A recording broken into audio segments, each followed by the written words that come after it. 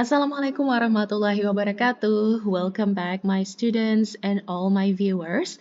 Thank you very much for following me. Dan hari ini kita akan lanjut nih membahas materi bahasa Inggris, di mana hari ini kita akan belajar terkait interactive reading. Nah, today we're going to be talking about one type of text in English literature, which is about narrative text. Hari ini kita akan membahas tentang salah satu jenis teks yang biasanya kita pelajari dalam pembelajaran bahasa Inggris, yaitu tentang teks naratif atau teks narasi. Nah, mengapa penting bagi kita untuk memahami berbagai jenis teks dalam bahasa Inggris? Sebab dalam membaca, kita menghadapi tantangan tersendiri, benar kan? So, understanding different kinds of text can help you understand the text structure, the text characteristics, its linguistic features, and its purpose. So, it basically can help you become a more proficient reader.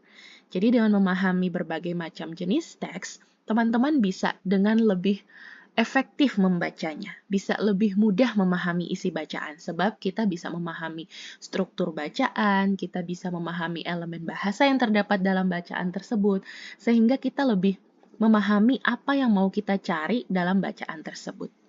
Okay, so let's start. Our lesson today, we're going to be talking about narrative text. So what is narrative text? It is a powerful literary form that transports reader through compelling stories, rich characters, and vivid imagery. In our presentation today, we're going to be exploring the narrative text definition, its purposes, and also linguistic features. So if you're ready, then let's start now. Let's start with the definition of narrative text. I got this beautiful illustration from ruangguru.com. Thank you very much, Ruangguru, for this beautiful illustration of the form of narrative text. So, if you look at the left side of the slide, you can see that there are several kinds of narrative text that you can find in the literature. Jadi ada beberapa jenis bentuk naratif teks ya yang bisa teman-teman baca dan juga biasa ditemukan dalam teks-teks naratif. Yang pertama yaitu cerita tentang fairy tales atau cerita tentang dunia peri, ibu peri, cerita-cerita dongeng lah istilahnya. Yang kedua bisa juga berbentuk mysteries, cerita tentang pemecahan masalah dari sebuah misteri. Yang berikutnya, dalam narrative text, sometimes we also find science fiction story, yaitu cerita yang berkaitan tentang ilmu pengetahuan dan teknologi yang melebihi kenyataan. Kemudian ada juga romance, horror stories or urban legend, adventure stories, fables, and folklores. Nah, folklores ini juga terdiri atas mitos, legenda, dan juga folk tales. So what is exactly a narrative text is? So a narrative text is a form of writing that recounts a story or a series of events. Jadi naratif teks ini adalah jenis teks yang menjelaskan tentang kejadian di masa lampau sesuai dengan urutan cerita. Jadi terdapat sequences of story di dalam naratif teks itu.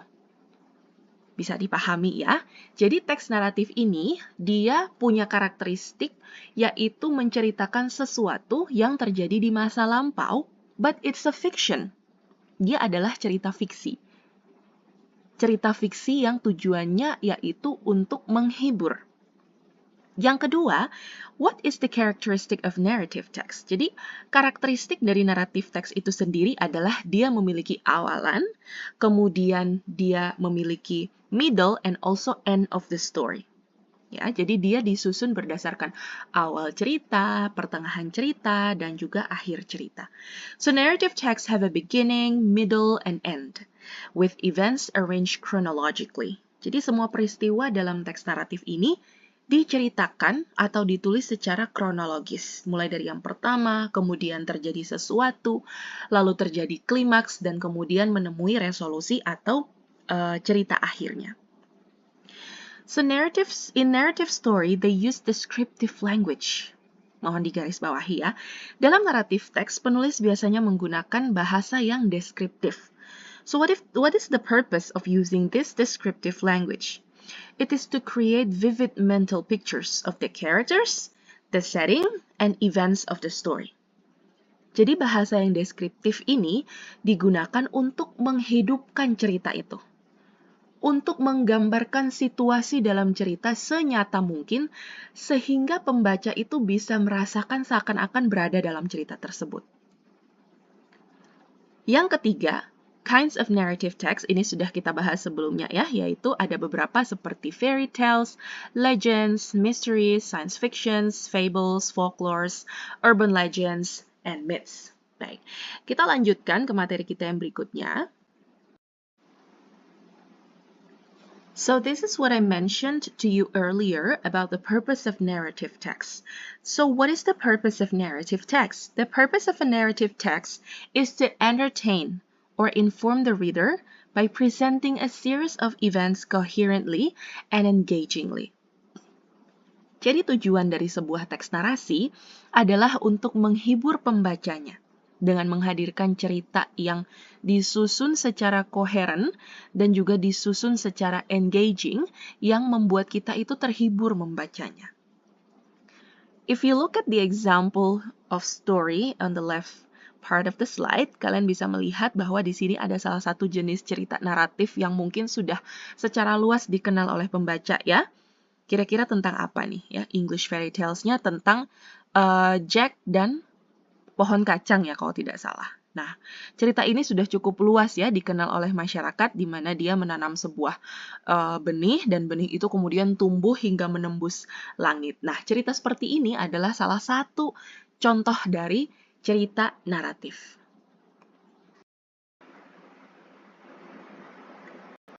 Next, let's talk about the language features of narrative text atau fitur bahasa maupun fitur linguistik dari teks narasi.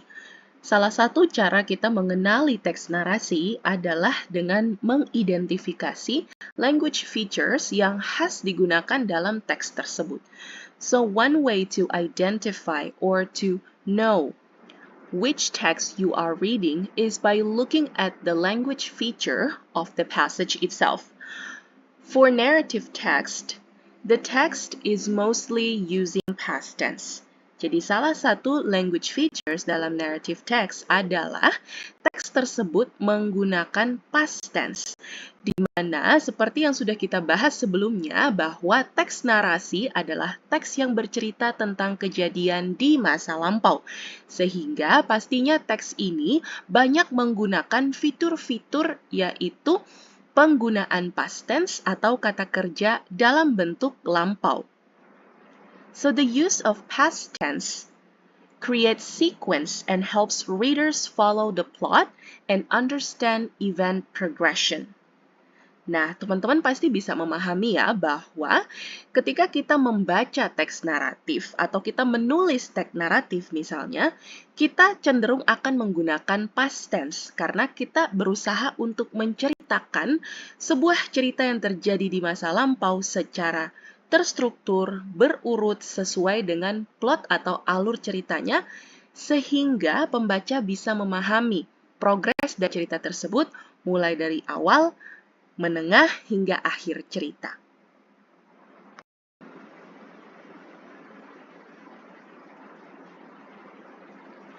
Yang berikutnya, besides the use of past tense, narrative text is also known for the use of adverbial of time.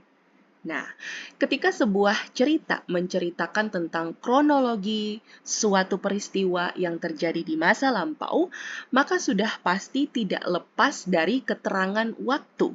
Nah, keterangan waktu apa yang digunakan di dalam naratif teks? Keterangan waktu yang digunakan adalah keterangan waktu yang dapat menjelaskan kapan terjadinya sebuah peristiwa tersebut. So the use of adverbial of time here is the time expressions that can help readers to understand the chronology and coherence of events in a narrative text. Misalnya, dalam sebuah teks narasi, biasanya kita akan dihadapkan dengan waktu-waktu tertentu yang berfungsi untuk membuat pembaca memahami kapan peristiwa tersebut terjadi. Contohnya, misalnya penggunaan adverbial of time seperti yesterday, a long time ago, a week ago, last year, last night, dan seterusnya. Penggunaan adverbial of time di sini sangat penting untuk menandai kronologis terjadinya suatu peristiwa, kemudian diikuti dengan peristiwa yang lain secara berurutan. Another language features of narrative text that is very important is also the use of adjectives. Penggunaan adjectives di dalam teks naratif sangat penting untuk menciptakan sebuah cerita yang lebih hidup dan lebih mudah dibayangkan oleh pembacanya. Di dalam teks narasi, penulis sangat lazim menggunakan banyak adjektif yang bisa menjelaskan misalnya karakter dari cerita tersebut, waktu dan tempat di mana terjadi sebuah kejadian, dan seterusnya. So, adjectives here is to modify nouns by providing more information about them, including the color, the shape, the size, and characteristics. They help create a more vivid and detailed story in narrative text. Misalnya dalam sebuah teks narasi, penulis menceritakan tentang karakter atau tokoh dari cerita tersebut. For example, if the writer is talking about a princess, then the writer would use a lot of adjectives to describe the princess. For example, a pretty princess, a young princess, dan seterusnya. Untuk menciptakan gambaran yang utuh tentang penampilan dari princess tersebut. Alright, so on this slide, I will provide you with some examples of language features in the narrative text. So when I say that in narrative text, they use a lot of past tense, the examples are like this. Misalnya, terdapat banyak sekali kalimat yang menggunakan past tense atau kata kerja bentuk lampau. Misalnya, once upon a time, there lived a king. The giant stomped angrily as you walk through the dark forest. Nah, bisa diperhatikan ya bahwa semua kata kerja yang digunakan di dalam narrative text mostly adalah kata kerja bentuk lampau. Misalnya kata lived, stomped, walked, dan seterusnya. Kemudian untuk contoh penggunaan adverbial of time di sini, seperti kata today, yesterday, one day, tomorrow, last year, later, dan seterusnya, untuk menceritakan tentang waktu terjadinya suatu kejadian. For example, one early morning, Sarah decided to, dan seterusnya. Dan yang terakhir adalah penggunaan adjective. So the use of adjective here is to create a clearer image of the story itself. Misalnya, the brave knight entered the dark, mysterious forest, ready to face any challenges that laid ahead. Nah, di sini untuk menjelaskan kata forest, penulis menggunakan dua adjektif, yaitu kata dark dan juga mysterious.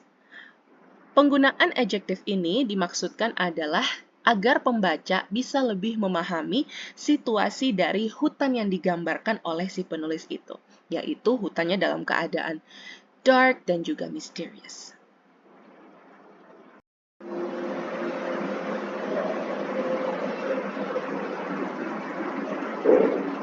Now, we're going to move on to the structure of narrative text. Thanks again, Ruang Guru, for making this beautiful illustration about the structure of narrative text. Jadi, pada setiap jenis-jenis teks bahasa Inggris, itu memiliki struktur teksnya masing-masing. Nah, struktur teks ini akan membantu Anda untuk memahami teksnya dengan lebih baik. Untuk naratif teks sendiri terdiri atas 4 struktur, yaitu orientation, complication, resolution, dan reorientation. Bagian orientation atau awal dari teks naratif ini berisi tentang pengenalan tokoh, tempat, dan waktu kejadian sebuah cerita. So the orientation of the story should answer the questions of who, where, and when. Disinilah penulis memperkenalkan siapa yang berperan, di mana kejadian itu berlangsung, dan kapan terjadinya.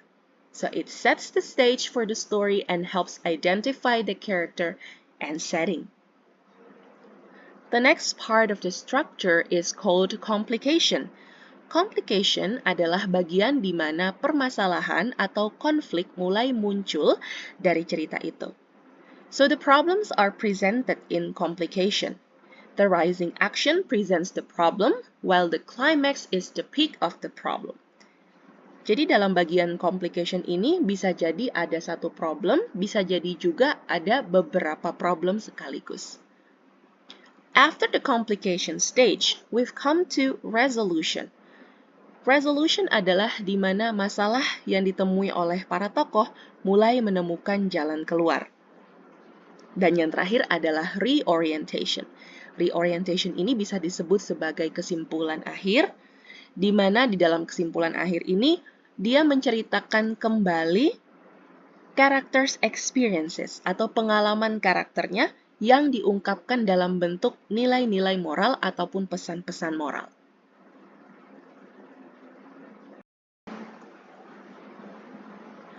Now let's look at an example of a narrative text. Ketika teman-teman membaca judul ini, pastinya sudah sering ditemui ya cerita tentang Snow White. Nah, ini adalah salah satu jenis cerita naratif yang menceritakan tentang sebuah kejadian di masa lampau dan juga bentuknya adalah cerita fiksi atau kisah yang tidak nyata. Alright, so this story actually has a long story, but in this text, it has been shortened ya. Jadi teks ini sudah dipendekkan dan dimodifikasi. And I found this story from Pinterest, so it's interesting that we can find a lot of usual and interesting materials on the internet nowadays. So thank you very much Pinterest for providing this beautiful illustration of Snow White in a short story. Baik, di sini ada salah satu contoh cerita naratif yaitu tentang Snow White atau Putri Salju. Jika teman-teman membaca cerita ini, seperti yang sudah saya tandai, bagian 1 di sini adalah bagian orientation dari cerita Snow White itu sendiri, di mana dia memulai dari menceritakan karakternya, kemudian tempat terjadinya, dan waktunya di mana. Jadi bagian orientation ini basically akan membuka cerita dengan memberikan gambaran umum tentang mulainya sebuah peristiwa, dimulai dari pengenalan karakter, pengenalan setting, serta pengenalan waktunya. Kemudian, di paragraf-paragraf berikutnya, penulis mulai menampilkan beberapa masalah yang dihadapi oleh si Putri Salju ini yang ditandai dengan angka 2. Dan untuk angka 3 tentunya di sini adalah bagian resolution atau solusi yang kemudian diselesaikan oleh si tokoh utama dan juga karakter-karakter lainnya. Seperti itu. Nah, sebuah cerita narasi itu biasanya juga ada reorientation seperti yang saya sampaikan sebelumnya. Tetapi juga ada beberapa teks narasi yang tidak menampilkan reorientation. Nah, reorientation ini kemudian dikembalikan ke pembaca untuk menarik sendiri message ataupun moral of the story. Contoh berikutnya adalah teks Cinderella. Nah, ini juga adalah salah satu cerita yang cukup terkenal, ya, di mana mungkin teman-teman ketika waktu masih belajar di bangku SMP ataupun SMA sering sekali mendengar cerita tentang Cinderella. Nah, ini juga adalah satu jenis contoh teks narasi, ya, yang sesuai dengan urutannya dimulai dari orientation, complication, resolution, dan reorientation.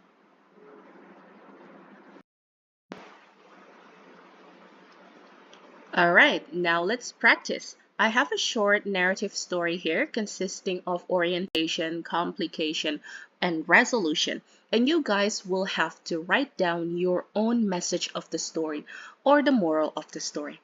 Jadi di sini kita akan melatih sedikit tentang membaca teks naratif, di mana di sini saya sudah menyediakan satu teks narasi yang sangat pendek yang terdiri dari bagian orientation, complication, ya, dan yang seterusnya itu resolution. Untuk bagian reorientation-nya atau the moral of the story harus teman-teman tentukan sendiri dengan menuliskannya di kolom komentar. So one day, a cat and a fox were having a conversation. The fox, who was a conceited creature, boasted how clever she was. I know at least 100 tricks to get away from our mutual enemies, the dogs, she said. I know only one trick to get away from dogs, said the cat. You should teach me some of yours. Well, maybe someday, when I have the time, I may teach you a few of the simpler ones, replied the fox airily. Just then, they heard the barking of a pack of dogs in the distance. The barking grew louder and louder. The dogs were coming in their direction. At once, the cat ran to the nearest tree and climbed into its branches, well out of reach of any dog. This is the trick I told you about, the only one I know, said the cat. Which one of your 100 tricks are you going to use? The fox sat silently under the tree, wondering which trick she should use. Before she could make up her mind, the dogs arrived. They fell upon the fox and tore her to pieces. Okay, that is the end of the story. Ceritanya cukup menegangkan dan cukup menyeramkan juga ya, karena di akhir cerita ini tidak berakhir dengan cukup baik. Baik, di sini kita sudah membahas dan mendengarkan cerita mulai dari bagian orientation, complication, dan juga resolution. Mari kita lihat bersama dulu. Di bagian orientation di sini telah disebutkan ada dua karakter di sini ya. Yang pertama ada the cat dan juga the fox. Dalam cerita ini mereka berdua sedang melakukan percakapan. Dan si fox adalah hewan yang menyombongkan tentang kepintarannya. Kemudian di bagian complication di sini menunjukkan isi dari percakapan mereka, di mana hewan fox ini menyampaikan bahwa dia memiliki ratusan trik ya untuk melarikan diri atau menyelamatkan diri dari musuh mereka, yaitu the dogs. Sedangkan the cat hanya menyampaikan memiliki satu trik saja untuk menyelamatkan dirinya. Sehingga the cat ini meminta the fox untuk mengajari dia. Dan complication-nya terus meningkat, di mana setelah mereka bercakap-cakap, ternyata datanglah sekelompok dogs yang akan menyerang mereka. Kemudian si kucing menggunakan satu-satunya trik yang dia miliki, yaitu dengan memanjat ke atas pohon. Sedangkan pada akhir cerita, the fox akhirnya tidak bisa berbuat apa-apa karena dia masih mencari-cari kira-kira trik mana yang mau digunakan di antara ratusan trik yang sudah ia kuasai, dan pada akhirnya dia tidak mampu menyelamatkan dirinya dari the dogs.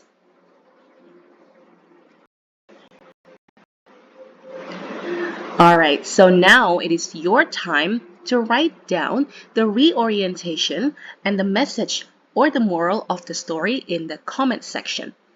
So please write down some of your ideas about what the summary or the message of the story would be.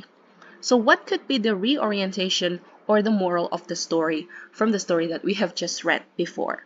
Silakan tulis komentar Anda di kolom komentar ya, dengan memberikan jawaban terbaik Anda terkait apa sih yang seharusnya menjadi reorientation dari story ini.